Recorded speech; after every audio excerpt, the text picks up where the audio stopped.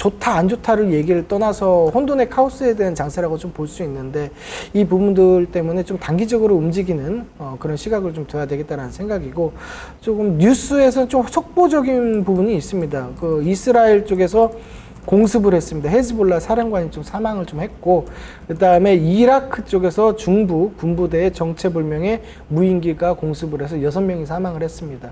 자, 저는 오늘 움직일 수 있는 섹터가 뭐냐라고 했을 때 우크라이나 재건주가 좀 움직일 수 있을 것이다라고 봐요. 그리고 플러스 대왕고래 쪽으로도 움직일 수 있겠다라고 봅니다.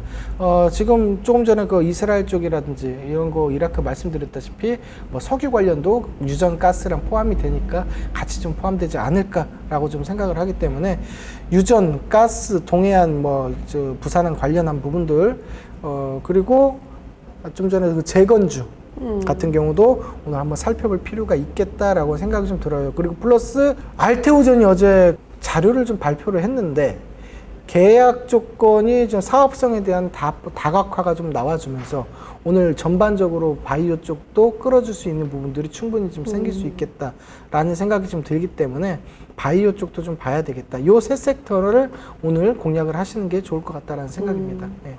자, 알겠습니다. 뭐 제약바이오 얘기가 나와서 잠깐 이제 말씀을 드린다면 제약바이오 같은 경우 제가 어제 그런 생각을 많이 했습니다. 잠자리에 들기 전에. 과연 제약바이오가 그동안에 코로나 팬데믹 이후에 오르는 상황이 없었잖아요.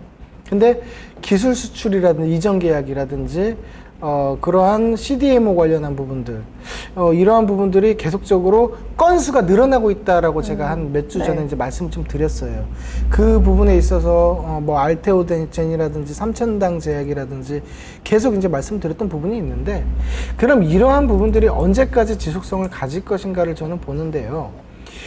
대선 이후에도 미국 대선 이후에도 결과적으로는 트럼프가 되던 해리스가 되던 저는 바이오 산업에 대해서 우리나라 국내 바이오 산업이 수혜를 좀 받을 수 있겠다라는 생각이 좀 들기 때문에 사실상 틈새 시장의 역할로 시장을 좀 주도하는, 그러니까 하락의 조정의 구간에서 상승을 주도하는, 겨우겨우 거기에서 이제 이런 얘기죠. 다 안 좋은데 바이오만 살아남는, 뭐 약간 이러한 느낌도 좀 받고, 최근에 좀 받고 있고, 그에 대한 영속성이 아마 내년 초까지도 갈 수 있지 않을까라는 생각을 좀 조심스럽게 좀 하게 됐어요.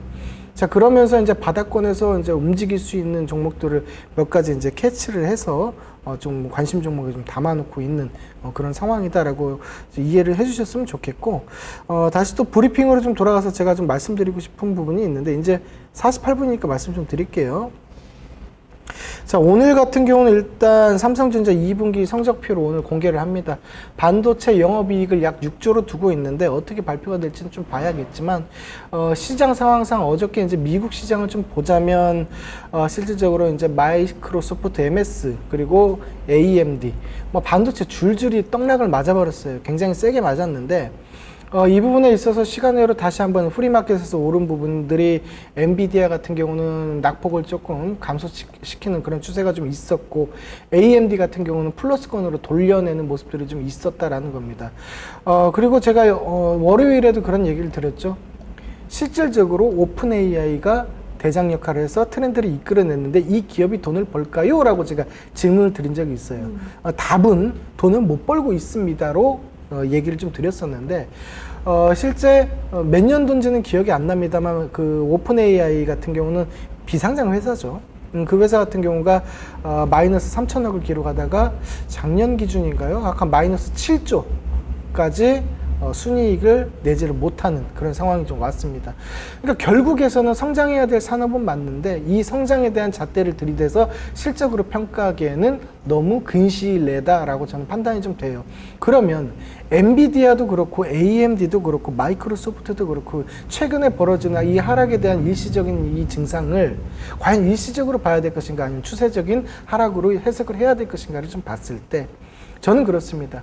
기간적으로나 가격적으로나 조정은 더 해야 된다고는 보는데 제가 보기에는 그래요. 이번 연말까지를 기점으로 해서 조정 구간에 좀 들어갔다가 이러한 부분들이 다시 한번 실적에 좀 반영이 되면서 소프트웨어 AI 쪽으로 다시 한번 밀어붙이는 현상들이 실적으로서 찍히는 것들이 내년부터 조금씩 개선되는 부분들이 나오지 않을까. 그렇다면 반도체의 업황에 대해서도 긍정적인 영향을 미칠 수 있겠다라고 판단이 되다 보니 지금이 이제 7월 말, 8월 초라고 얘기를 하겠습니다. 그래서 이제 반도체 업종 같은 경우는 추가적으로 더 빠질 구간들이 남아 있어요. 자, 그렇기 때문에 최근 구간에서는 조금 반도체주 같은 경우는 등하시하는 표현을 좀 쓸게요. 그렇게 좀 해주시다가 추세에서 살짝 돌아서는 그런 반등 구간에서 재공략하는 그런 전략적인 기술을 좀 쓰시는 부분들이 좀 유리하지 않을까라고 좀 생각이 좀 됩니다.